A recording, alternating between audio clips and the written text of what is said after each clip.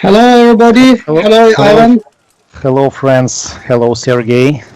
So Hello. we choose this beautiful evening to bring back some memories from the good old times. We have a lot of questions, of course. We have almost a month. We had this battle of the nation's total recall, and a lot of people were talking about mass battles, 150 versus 150. That was in Serbia. And me and Sergey, we decided to bring back some memories how it was like 10 years ago, like even more years ago. I believe 17 years ago we have the oldest videos that we have managed to find. And personally for me, I joined the movement in 2003. So honestly, I haven't been participating in this thing that you can see on the screen. I was merely a fan, so maybe a spectator, maybe you can see me somewhere between the people who are watching this stuff. But Sergey, I believe you actively participated back those times. I started participating in Buhurt in 1996. It was my first mass battle, but I must say that really, for example, in 1996, 1997, it is not a real Buhurt. It's a part of living history events, like a show, but in that period we already want to have a real fight. But we have no chance to do a real fight because there is no so many good armors, and in 1996, 1997 there is no many fighters. Sergey, let's start with the mere beginning. So when was your first big festival? My first big festival was in 1997, I think. It 1997. 1997. Yes, it was in festival in Viborg, and I think it was a first Viborg historical festival. But the first very big historical festival in Viborg was in 1998. In 1997, we had a festival, but not a festival with clubs from all Russia. It was a festival only with St. Petersburg clubs, and we had a fighting, I think maybe 30 against 30, maybe like this. Okay, but you're talking about the fighting, but was it the festival purely for fighting, or it was like just a festival, maybe a living history format, the people in medieval clothes just brought some stuff, or it was an intention for the people to go there and have some battle, mass battle. So what was your memories back these I times? remember that it was a living history festival, of course, and we have tents and historical clothes and some historical foods, etc., etc., etc. But of course, the most important part of this festival was a fighting show, because, as I said, in that period there is no Buhurt competition. We have a festival. And the most important event in this festival is a reconstruction of the medieval battle. Usually we have two parties. One maybe must attack, another defend. Sometimes we try to reenact some historical battles, etc., etc. And usually we know that this part must be winner and this must be loser, and fight.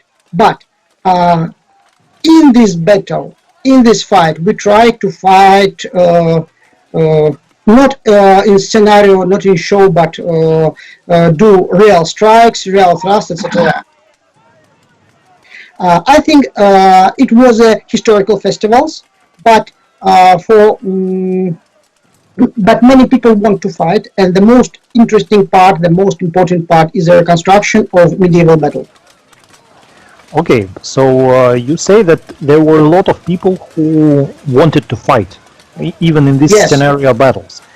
Yes. But like how these people gathered up, so where they came from, and were there a lot of clubs that pushed their people into the field, into the fighting Yes. sport?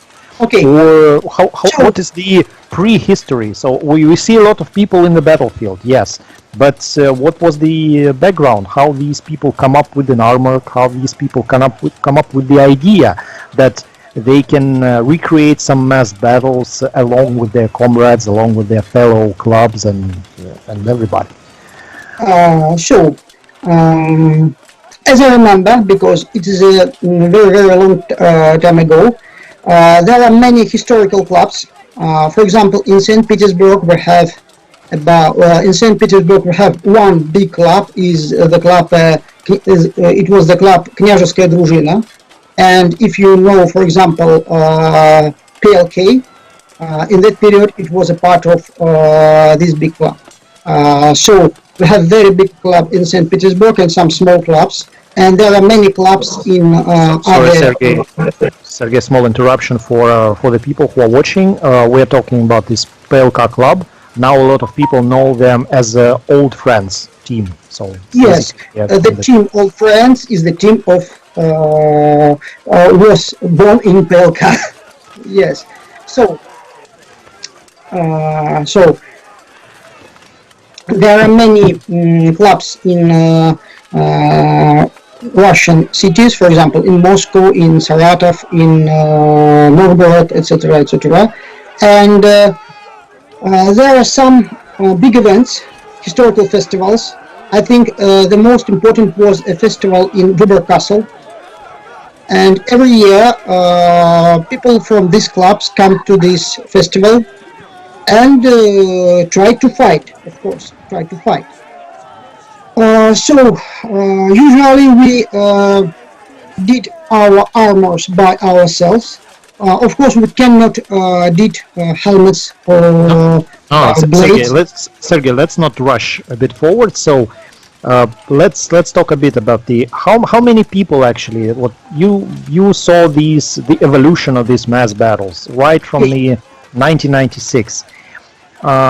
How the number of fighters evolved. For example, we are now looking, I believe, at 2009 Buhurts in Koryagin fortress. It's also not so far from St. Petersburg. How the number of people changed over the years. So maybe there were at some point, maybe there were a peak of these movements, or a lot of people joined. How you see this? How you see the evolution?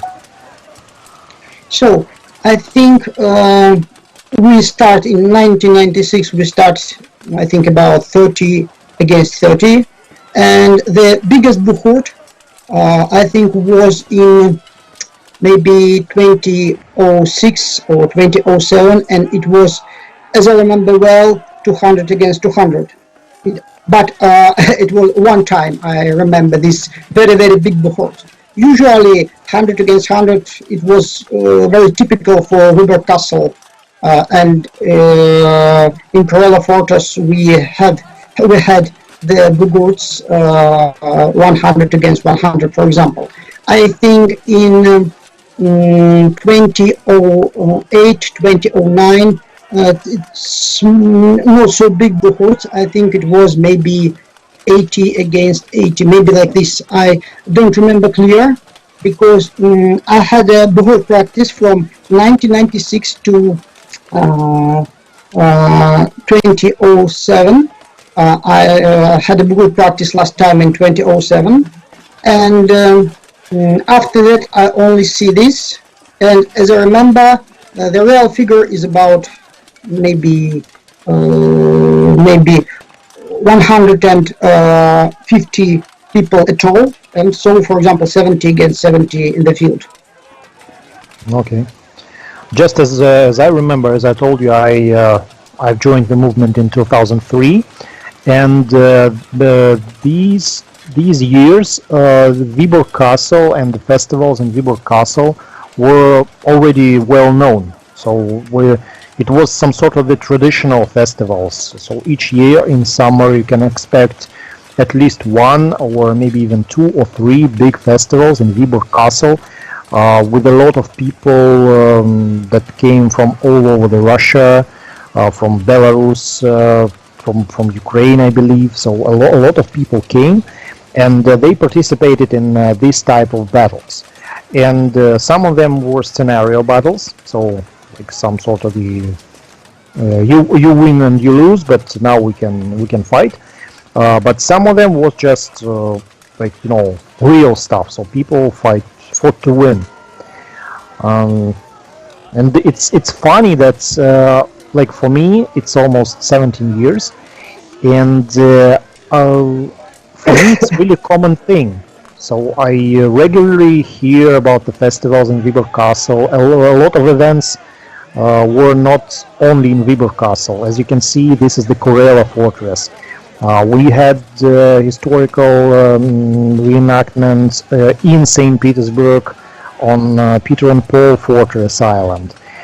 We have historical events in Veliki Novgorod, also about 200 kilometers from St. Petersburg. So a lot of these events happened, but still 17 years passed. Still a lot of people haven't heard anything about this. And it's really surprising for me, but maybe it's like a sort of a message from me to the people who are watching. We're all interested in making our movement, making our sport more popular. Just try to check how well known this sport in your place, and do not expect that it's just booming popularity if you're not working on this. I can say that in Russia we still have a lot of things to do to make our sport popular, but even with our scale, even with such big number of people participating, still a lot of people haven't heard anything, even in St. Petersburg. So it's a really interesting thing. Like, Sergei, what do you think about this? So you're also I know you because in 2003 there were already some sort of the famous people in the movement, and you were one of these people. So, and I heard stories about you as well. So I think there are many people already see the historical battles and know about historical clubs, because in that period we have no, for example, big internet society. So if I speak about 1996 or 1997, but we have many events in, for example, I speak about St. Petersburg, of course, because I know the situation in St. Petersburg. But we have many events in the city. I think every big holiday in the city we have some events in square, in parks, etc., etc. And there are many people who see us and sometimes ask about this movement, etc. And I think the most important event for growing up the historical movement was big festivals, because there are many information about Viborg Castle Festival and Koryagin Fortress Festival. There are many information in newspapers, in TV, and I think this is the steps to make our sport popular. And after, I think after 1998, 1999, we have a big, there was born a very big internet source. I don't know how I can speak about it in English. In Russia, the name of the source was тоже город. I think, Ivan, you must remember this. Yes, I remember. Do you remember this site? I remember for the forum, тоже forum. Yes. This one of the sources of information, and we're talking about the beginning of the 2000s, and we haven't had social networks so far, so we use these forums and word of mouth. So we just talk about events at some forums, and we pass the information among our friends and so on. So It was a really interesting time. So you can imagine how difficult it is to gather all these people and explaining them what to do without social networks. So it was only like, phones and just forums and maybe some sort of the, I don't know, rudimentary chat things. I think we have recognized two parts of growing up our movement. First is before internet period, and it was very difficult period to give information about us to people, because we can only to do events in the city, for example, and to do some articles in newspapers, etc., etc. But after we had many internet sources, it was not so difficult, because all medieval historical society was in internet in Persia forum, and so it was very, very popular sources, and it's no problem. Okay, so now I see we have some people and they start asking questions. So Sergei, let's let's get down to the most interesting part. So, like, obviously a lot of people see fighters with open helmets, and yes. how I would like to talk about it a bit later, but now at least we can answer the question. So how often people get hit in the face with an open helmet? Yes, you must remember we start from reenactor movement, and at first we try to use real historical types of armors and helmets, and we know that the most popular footman helmet in real medieval period was chapelle de fer. Chapelle de fer is the helmet like a hat. So it's a hat of iron. Chapelle de fer is a hat of iron, and in that period we use this helmet. Sometimes we use special details to defend our face, but in that period we have a very, very big battalions, very big regiments. And there is no so many running and wrestling. We use halberd, we use shield and sword, and in this situation the most important was to look forward our enemies,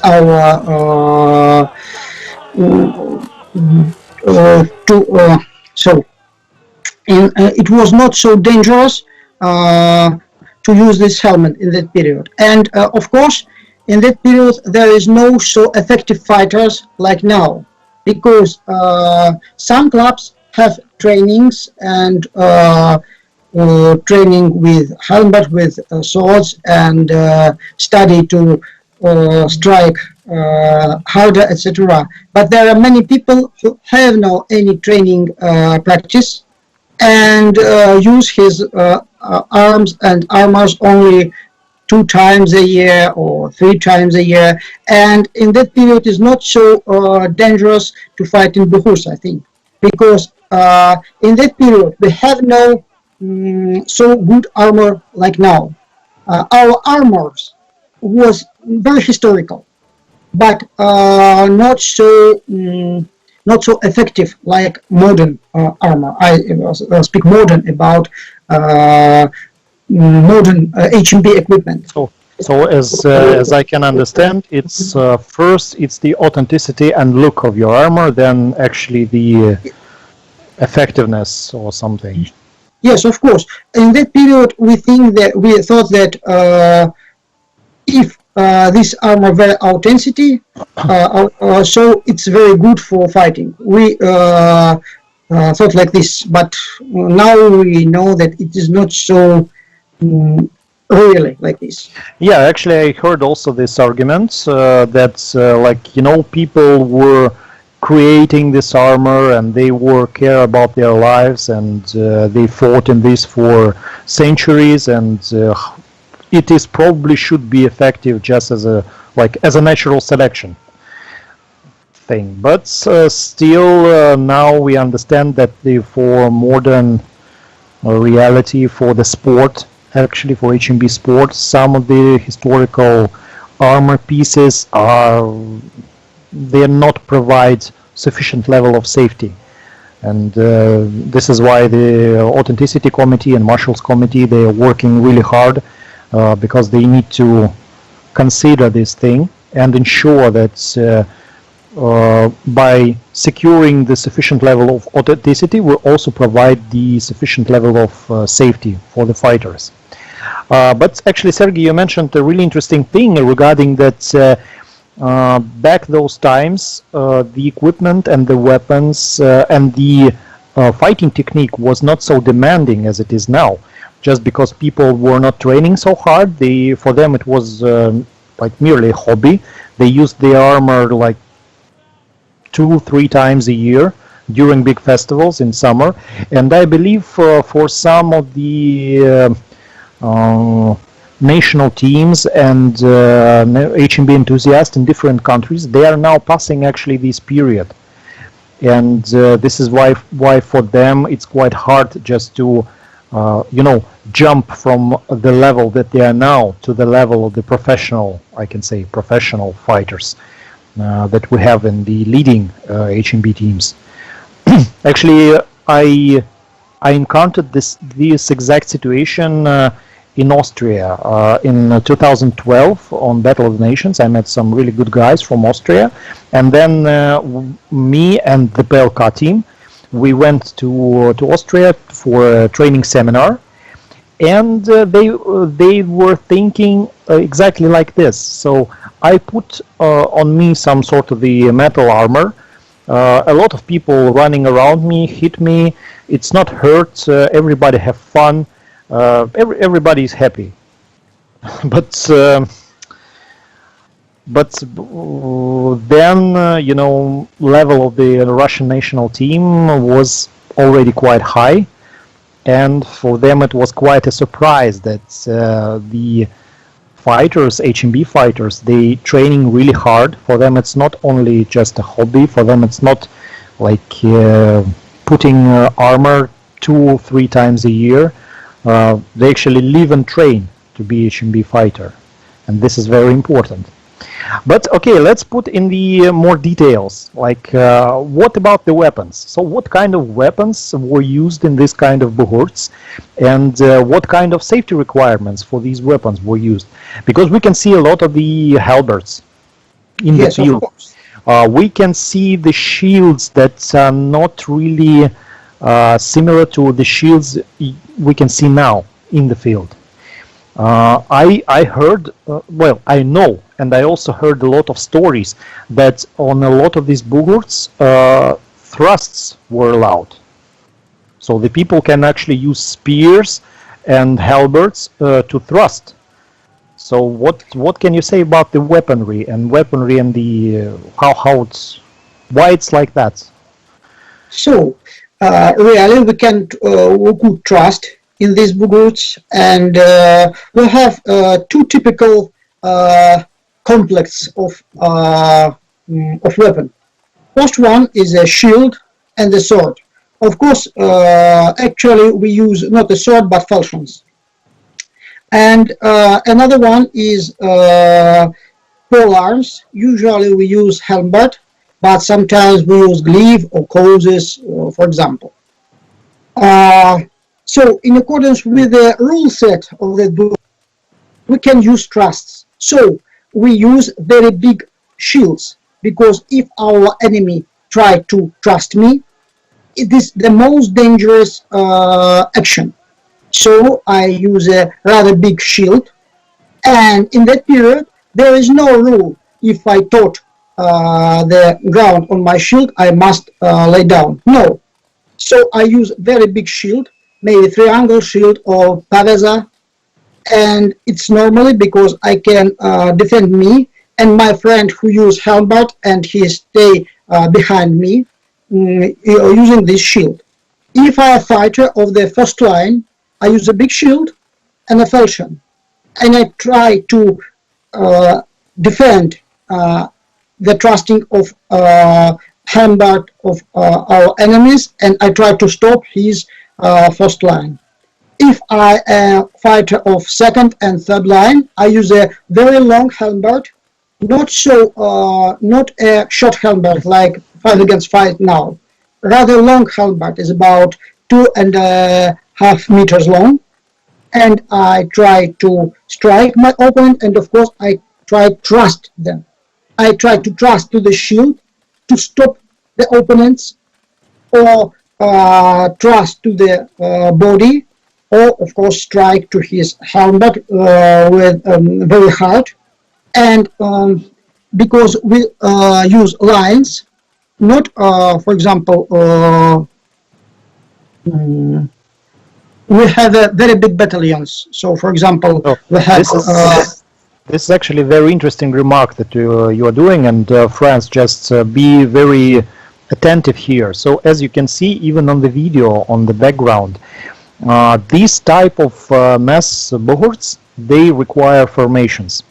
So they require lines, and that Sergei just told, that you're not just thinking about yourself, you're thinking about your friend right to the left of you, you're thinking about how to cover them, and yes. they seek how to cover you. And also you can rely on the people who are in the back, because they support you with the halberds, and they also support you when opponents are pushing. And these type of fights, these type of buhurts, they require not the individual mastery. We're talking here about the formation mastery. So, yes, like, of course. As you can see, the individual fighter, when the formation is broken, individual fighter he can't do much. But when it is a formation is a really powerful thing in this stuff. Sorry, Sergei, just a remark for the people. So I think the most important thing in these buhurts is tactical formations. So usually when we fighting in these buhurts, we use 3 battalions, and each battalions consist of maybe 20 or 30 fighters. And the most important thing, the tactical situation. So if I fight in buhurts, the most important my tasks to defend my partner, behind me, if I am the fighter with shield and sword, to defend the partner in my line. And if I do my work good, I stay in my place and I step forward if my officer speak step forward, or step back if my officer speaks step back, it is okay. But if our formation broken, it's a very bad situation. So we must, in our trainings, the most important part was to save our formation. I think, Ivan, you must remember this period, because I think we was in the against parties usually.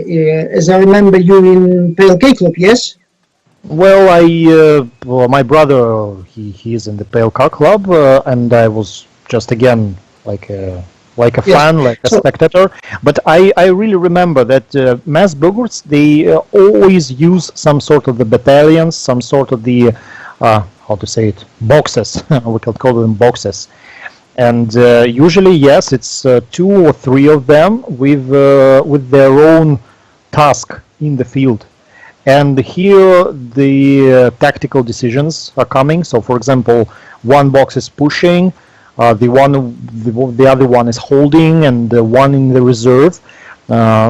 Actually, this is exactly that I saw in Serbia last year, because like these formations and how they change, it was really familiar, and it is familiar since these times, like 10 to 15 years ago. And even if you can see on the formation, maybe for the people, they not really understand what is happening. But if the formation is really good and consists of experienced people, they are able to change inside the formation. For example, you're in the first line, and at some point you are really tired, or you get a really strong hit and you are dizzy, actually you can, if your team is experienced enough, you can change with other fighters and went back to the reserve, just have to have a little bit of rest. And therefore your opponent, they are facing fresh fighters all the time, so the first line is always fresh.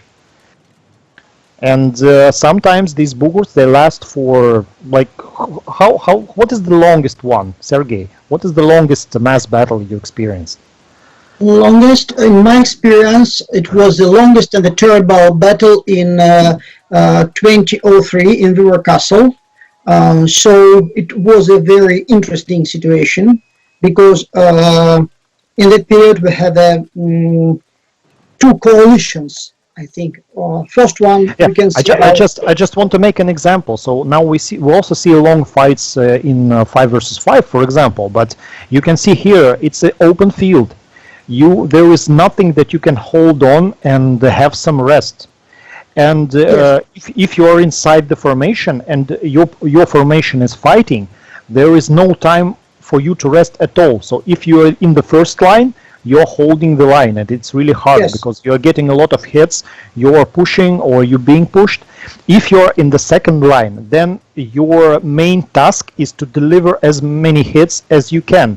So again, no time for rest for you. So you can just calculate for how long you can actually be in this state. So as I remember, the longest buhurt is about maybe 30 minutes. 30 minutes, but in this formation we can change, of course. It's so this buhurt is like real medieval battle. So the formation step forward, fight and fight and fight, and then step back, another formation, step forward and step back. It's not a scenario, it's in accordance with tactical situation. But all time for the longest buhurt, in my experience, I think is about 30 minutes, maybe, as I remember well. I can to do a mistake now because it was very many years ago, but I think it's about 30 minutes.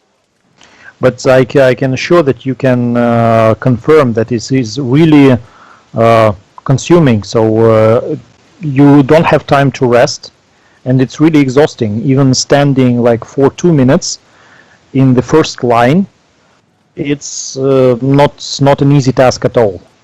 Yes. Because for some people, some of you probably experienced that if you participated in mass battles in Serbia. But for a lot of people, they just do not understand that this type of mass battles, they require a bit different technique, a bit different type of training than just like 5 versus 5 competition or anything else. And yeah, teamwork matters. Teamwork matters. Even we have a meme back those times. Yes, like the line matters, I believe. Yes, Sergei. Yes, I think yes. And so the teamwork is the most important thing in Buhurt now and in that period, of course. But because we have no many rule features in that period. So, for example, we have no rule against trusts. We have no rule against touching ground with shield or with knee, for example. So we have another tactical and technical features in our trainings and in Buhurt fields, of course.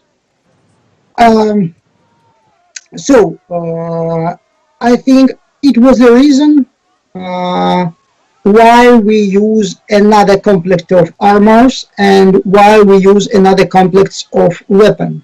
For example, we use rather long blades, not so short like now. We use long axes, 100 axes, for example, and we use very long halberds. I think it is the most differences in material culture of Buhurt in that period, I think. And Ivan, what is the most favorite weapon of you? What is your most favorite weapon? I like.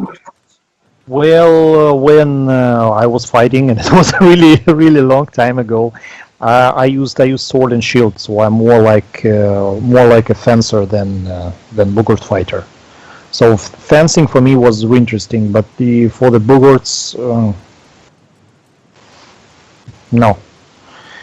Halberd, no, and I haven't been experienced like proper mass battles. Let's put it like this. I participated in the Buhurts, but it's more likely like 20 versus 20, 30 versus 30. Yes, a bit of the line formation. Yes, back those times, sometimes I was in the first line. But first line usually there is no. You're basically doing nothing in the first line, because for you it's just holding the line and trying to survive. So for me it was like this. We have another question about the halberd strikes from Daniel Felipe. Yes, and yes. I believe. Well, I can say my opinion on this. Then you can say yours. I believe back those times we have. You can say.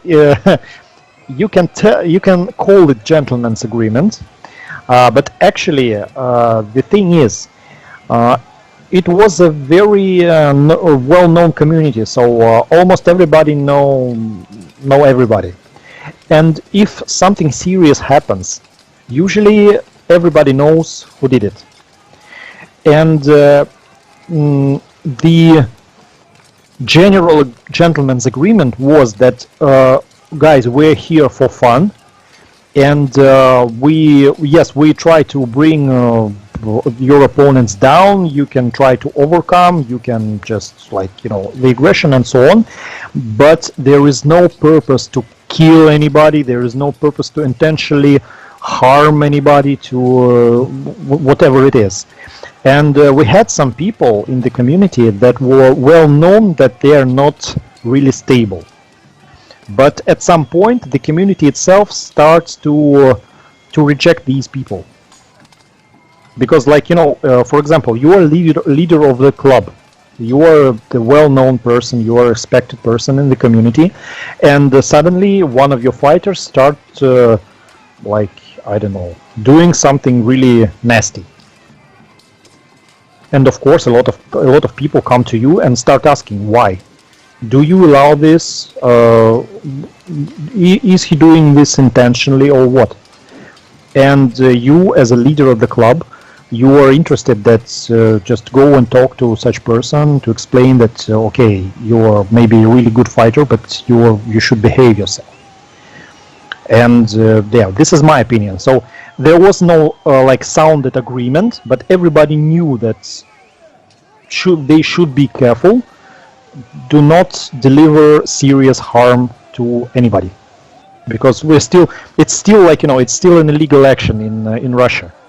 Because if you hurt somebody and then this person comes to hospital, and then the police come and say what happened, and you can actually get some problems afterwards. So Sergei, now it's you were inside of this. So how you deal with this? I have the same opinion. Because at first, of course, we know, I think, all famous people and all clubs in that period. Because sorry, Sergei. By the way, this is the video from the Vyborg Castle. So just on the background, so people can see now how it was in Vyborg. Yes, Sergei, please continue. Yes, this is a video from Vyborg, and about this question. At first, we have a gentleman agreement, of course, and second, we have a rule set. It's not so big and good worked rule set like now, but we have the most important points for ruling Buhurt. For example, the face and the zone upper than chest, I think, yes, upper this part is forbidden for thrusts. Open face is a forbidden zone to strike, and we cannot strike to the knee like now, and to the foot. So we have some these points at first, and second we use, as I said, as I already said, we use a formation. And so when we use a formation, there is not so many chance to strike, for example, horizontal strikes, and so the most dangerous strike, I think, in Buhurt. And so we can trust really only the first line with the shields, and it's really not so dangerous. So if we use non-formation style of fighting, etc., etc. But I think the most important thing is a gentleman agreement and understanding that if we have a really hard situation, we have a many problem with police. So, and like all with these weapons, you started to mention some of the rules that you have. How was the? Now we have a lot of checks. Now we check the weapon. We have the equipment check. How it was back in those times? So how it was? Who checked these weapons? Who allowed people into the field? So how the equipment was checked? Or was it? So usually the organizers of festival ask the most famous people to check the weapon before the fighting. And usually we have no so serious the weapon check. There is no so seriously weapon check. So on Battle of the Nation, for example, there is no some stickers and authenticity and technical committee, etc., etc. Usually the leaders of the clubs check the weapon before the fighting. For example, two parts preparing to fight, and the leaders of the club try to check the weapon. It's not so effective procedure like now, and I remember the situation when I found on my helmet, for example, lines of sharp weapon. I remember this. It's not very typically, but sometimes we had this situation. After that, we tried to find who used this, etc., etc., etc. But there is no so seriously weapon check like now.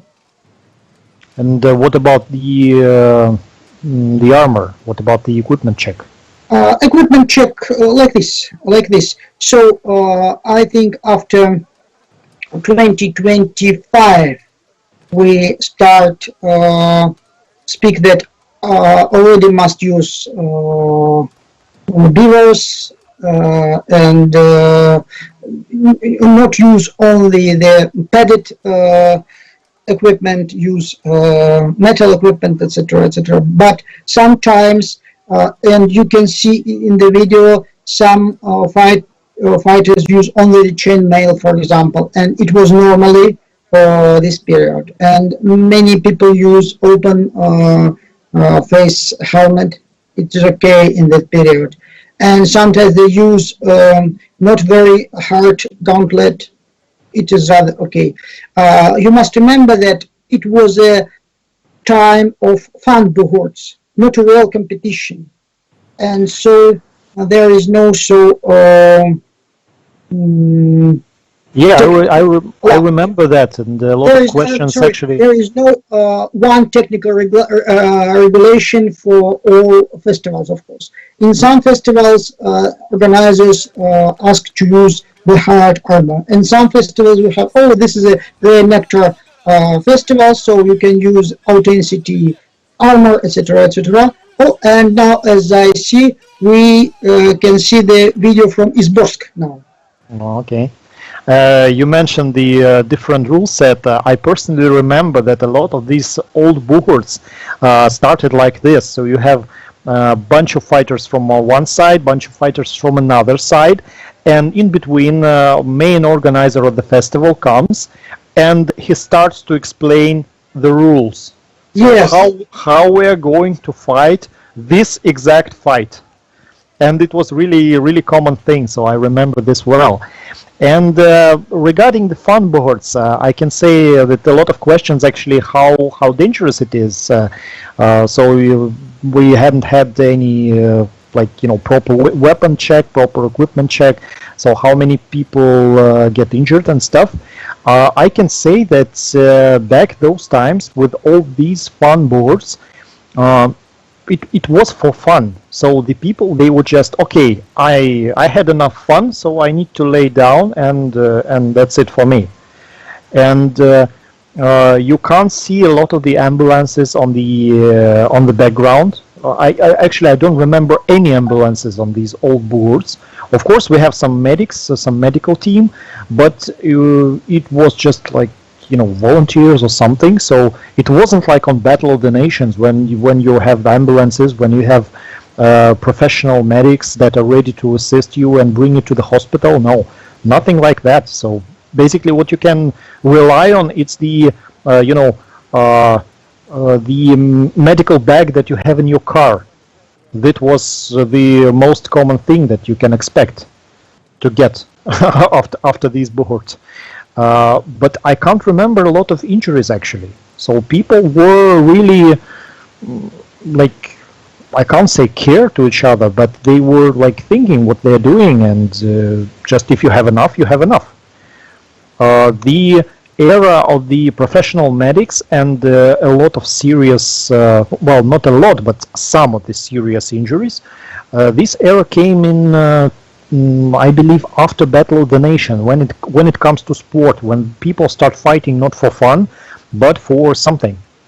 And therefore, this purpose raised everything. So it raised the necessary for the equipment standard, it raised the necessity for weapon standard, for safety standard, for medical protection, so and everything like this. So as you can see, by the way, Sergei, we all know and we get used to that there are a lot of marshals on the battlefield. I can't see any marshals actually on the battlefield like this. So how these fight were judged? So how who was the marshals? Who were the marshals on this stuff? It was a very big problem in that period because there is no marshal committee, of course, and so there is no person who was marshal in each Buhurt, for example. Sometimes organizers ask leaders of like clubs, for example, or some famous people to be a marshal, to be a judge in Buhurts.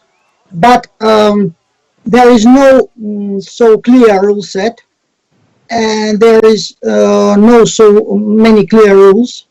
And sometimes this person, there is no any special uniforms, there is no any special marks. Try to say to some fighters, or stop, or sit down, or enough, but sometimes it was okay, sometimes it was not okay. Usually these persons came to recognize who do their hardest strikes, for example, and who to do some injurious strike. Yes, sometimes, but usually this person tried to stop the Buhurts when the fight was very, very dangerous. Sometimes we could do it, sometimes no. I was a marshal in some of these Buhurts, and I tried to stop somebody, but it was very difficult in that period, I think, because, as I said, where there is no clear rule set. We have some rules, but not so clear like now. Yeah, we have Eugen Rina in the comments. I believe Eugen also participated in this mass battles back those times, and he's remarking that for somebody it was a lot. It's like, for somebody it was fun, for somebody it wasn't. Like always. Yeah, and the 4 ambulances, yes, he made a remark that there were no ambulances just because. If there was a need for ambulance, we just called and called to the hospital and they send an ambulance. But nobody was paying for ambulances standing and waiting for us. Because some of these fights, like in Izborsk, is just an open field. It's a historical festival and the open field, and just everybody come. I don't believe there were any kind of safety zone, so it wasn't like this. So it was a like some safe place where you can stand and watch, but usually nobody, like no security or stuff, no people around who is asking you to please step back, for nothing like this. So it was, people were organizing themselves. And maybe a bit more about the tactics. So, for example, we can now see some sort of the it's a carts, I believe, in Izborsk. So, what kind of additional equipment were used? I remember that in smaller buhurts, we apart from the lines, apart from the formations and everything, we had archers.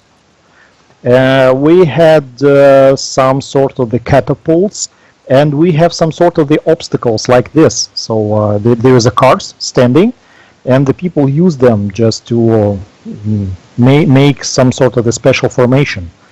So what about this, Sergei? So about archers and about catapults, and as I said, this buhurts was a part of historical festivals. And so we try to show a real medieval battle and try to use archers and try to use cannons sometimes. But of course, we only bach in cannons without bullets, of course. And sometimes the archer can use his weapon against the people, but usually they strike only to the sky. Sometimes we have a real archers, sometimes only for show. But it is very good for atmosphere, I think. But me, like a fighter, I cannot understand this. So for me, it was nothing. Okay, there are some archers or cannons, but I want to fight, and I fight like this.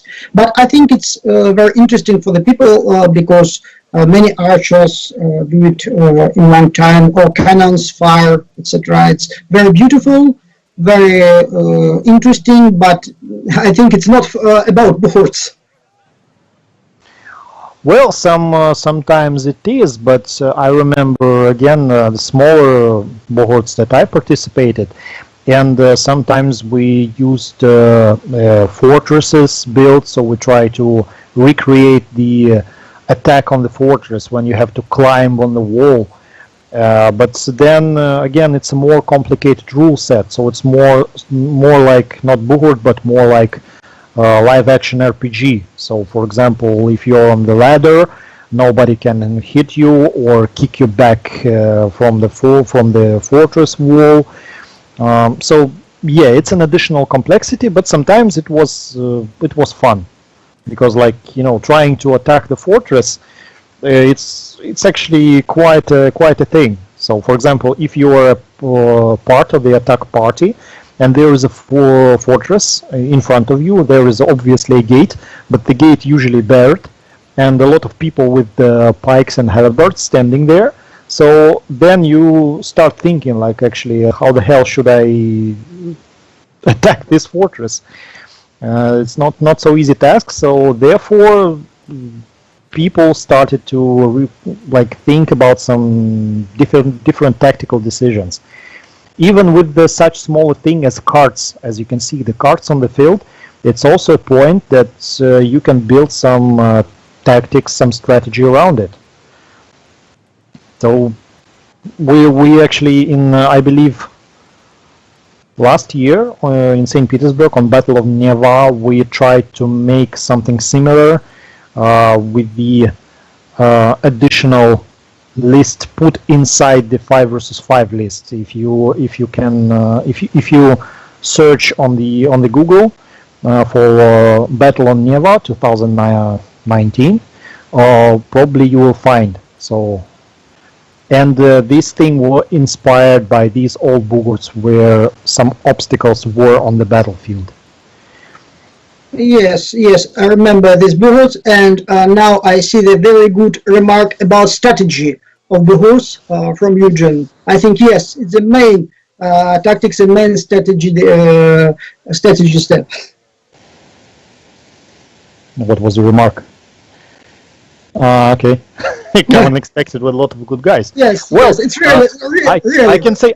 I can say it works everywhere, not only in Buhurts. Like so it's good strategy for almost anything. So if you have a bunch of good guys and can come up with unexpectedly, so really good thing. So Sergey, the also the question that a lot of people probably think about. Okay, we have now mass battles. We are bringing them back actually from the ages. Even for Russian team, I believe in Serbia they had to um, remember a lot because we haven't had any really mass battles for years, and some skills, I mean this strategy, the formations and stuff, some of the people have just forgotten a lot. And even for Russian team, they took some time to remember to train. How the people should train this stuff? So how you can just train people to do thing, where you can get some information maybe, because like if we're talking about the HEMA, historical medieval fencing, then you can go for some old books and you can check there. What about the formations? What about this mass war? Where you can get the ideas? Like what information you can get?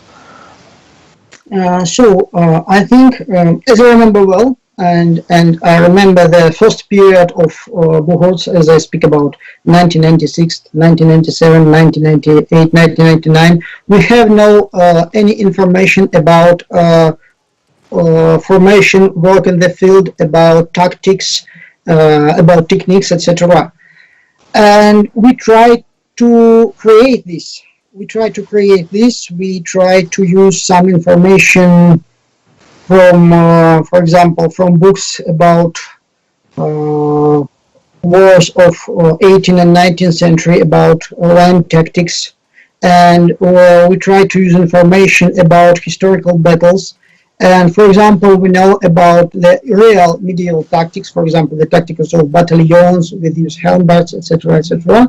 And we try to practice this and do it in the battlefield, for example. Unfortunately, we have no training methods in that period because we started to do it. It was only first steps, and we tried to find these training methods. What we practice in our gym? Physical trainings, of course, use some fencing trainings, and we practice many line exercises. For example, once a week, I was one of the leaders of the club Livonian Order in St. Petersburg. One of them, we have 3 leaders, and I was one of them. And usually once a week, we go to the gym and try to train the line steps. So we do a line and try to step forward together and step back together and change the man with shield and sword and halberds forwards and back, and to try to some movement together, etc., etc. So there is no any special exercises from some books. We create these special exercises by ourselves.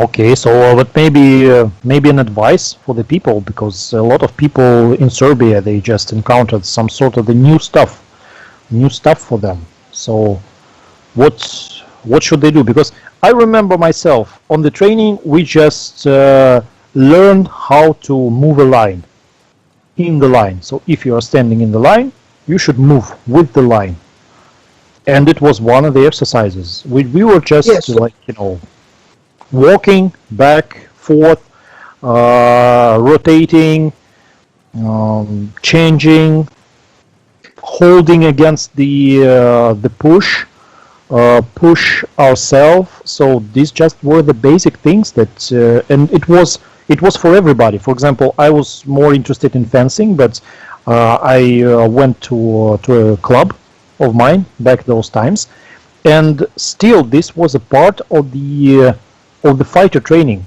Nobody was interested if I'm going to bullets or not, but I have to know this because my club may require me to stand in the line, and therefore they should rely on me. So they must be sure that I know how we move, what will be the commands, and everything like this. So pretty basic, but still, maybe you can advise more basic things for the people.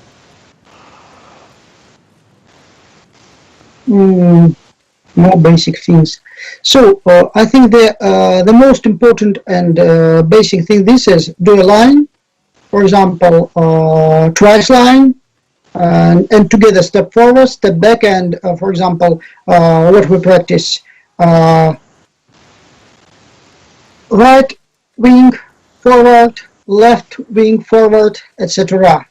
So like this, we use the commands and methods from our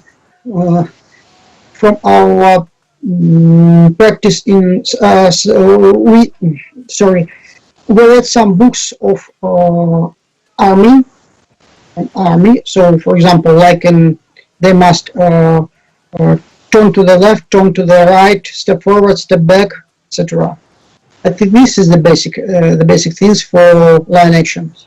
Well, by the way, you can see now on the video some people on the back with the halberds. They are just doing that. They are holding the line from the back with their halberds just to support the fighters. This is also part of the exercise. So if you have a team, you can actually do this exercise just to push forward against some people who are trying to break your formation. So this is quite basic thing, but even this can help on this stuff. So okay, Sergei, we're now talking almost an hour, so we don't have much time left. We have a question from Daniel Philippe. If we are going to have such training for mass battles on the Knight and Legends project that were scheduled to May in Serbia, personally, probably yes, we think that we can include something, but I will pass these questions to the people who are actually preparing some sort of the training program. And actually, if you are interested, then just drop a line in the comments that you are really interested. Go and sign to the updates and news for the Knights and Legend projects, and leave a comment there so that you want to have some sort of the specific training. And I believe a lot of people will see and a lot of people will react on that. So just don't be silent. If you want something, just ask. I believe this can be done. So I think it's a good idea to do a group training in this big event, because I think it will be interesting to all fighters from many countries, I think. So I think it is possible. Okay, guys. So as I said, we are now close to an end. Please write questions that you have left. We still have some time to answer them. And now just I have my personal questions to Sergei. Do you miss those times? Oh, it's a very difficult question. So on one side, it was a very interesting time for me, personally for me, because it was my first step in medieval historical fighting movement, etc. But in the other side, I don't want to return this time, of course, because I think now we have a more safety and more interesting movement. I like the growing up our movement, of course, and it is very interesting and pleasure for me that our movement go to sport. I think the modern competition of HMB is a very interesting and very interesting thing. And it's no problem to make a fun buhurt, for example, in Knights and Legends, for example, maybe. Not competition, not maybe not really seriously buhurt. I want to return to this fun buhurt, and it will be very interesting for me. So I think yes, sometimes I miss about these times, but I don't want to return it. Okay. Yeah, we have additional comment from Eugene Rene again. You can't have a mercy. You can't actually show show your feelings for that. Yeah, but still, for we had a small chat with Sergei, and we discussed it back those times. Everybody were young, and a lot of romantic stuff was on the field. So it was a really good time. Obviously, some of the things all of us missing, but still, I believe this type of sport evolves, and at some aspect, it is now much bigger and exciting than it was. But of course, some of the things like this, like that you can see now on the screen.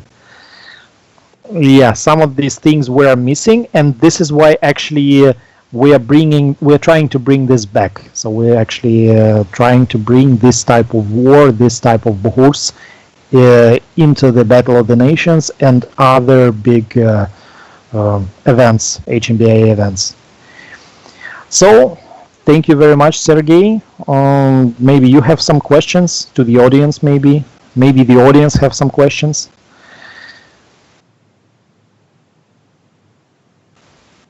Is there a place for Battle of the Nation old school someday? Daniel Felipe is asking. What kind of old school? I don't think that you, Daniel, will love old school Battle of the Nations. Because it was a bit, I remember the 2011 in Ukraine, and no offense, but I think it is a bit too tough for the Brazilian team to handle. Again, no offense, it was just my remark, because some of the fighters there, me as a head of the tournament committee, and some of the fighters were complaining that they have too much fights in a row in the Battle of the Nations, and we're talking about like 6 or 7 fights a day, and they were already told me that they are a bit tired. But you can imagine in Ukraine in 2011, do you remember, Sergei, how many fights a team has? I believe it's more than 10 easily a day. Excuse me, repeat the question, please. I'm sorry. How many fights a team, a 5 versus 5 team, had in 2011 or 10 in Battle of the Nations? As I remember well, in the first Battle of the Nation it's 20 or 10. As I remember well, it was 4 national teams, okay. Maybe. And the first Battle of the Nation, and the second and the third, I don't remember. No. I mean, how many fights? I mean, how many fights should a team go within one day? Fights. Many fights, as I remember, but I don't remember the figure because I don't participate in this Battle of the Nation. I only see in video. And so I don't remember now. Well, I can check, and I will be back to you with this exact number. And you Daniel can ask the Brazilian team if they would like to have same experience maybe on Knights and Legends. I believe Club Bern will gladly provide with them with such opportunity to have as many fights as they want. Okay. Any more questions from the audience? Again, guys, if you like seeing us as a record, you can leave your questions down below in the comments. And also join our social media, join Buhurt League Facebook, and ask questions there. So we are always open, we are always interested in some interesting questions and some interesting themes to discuss. So again, thank you, Sergei, for this evening. A lot of good memories. Yeah. Yes, really like this. Yeah, I see the lines. I see the familiar faces within these lines. Really interesting stuff. Okay, guys. So let us know in the comments again. Do you miss those times? Would you like to have more mass battles? Have you had your own experience? What do you think about this exact type of buhurts? Please share your opinion. Leave your comments. Leave your questions. And yeah, that's all for now. Thank you very much for being with us, and have a good night, day, and whatever. Just be well, and have a good fights.